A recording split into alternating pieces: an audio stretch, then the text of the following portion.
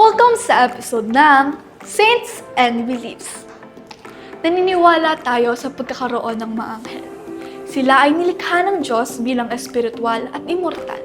Ang kahulugan ng salitang anghel sa wikang Griego ay mensahero, dahil ang kanyang misyon ay ang pagpapahayag ng salita ng Diyos. Ang misyon ng mga anghel ay ang paglingkuran ang Diyos at pangalagaan ang mga tao. Ang bawat tao ay may anghel na taga-subaybay sa kanyang tabi, na tagapagtanggol sa kanya sa lahat ng mga panganib, at gumagabay sa kanya tungo sa buhay na walang hanggan. Mayroong 9 na koro ng mga anghel.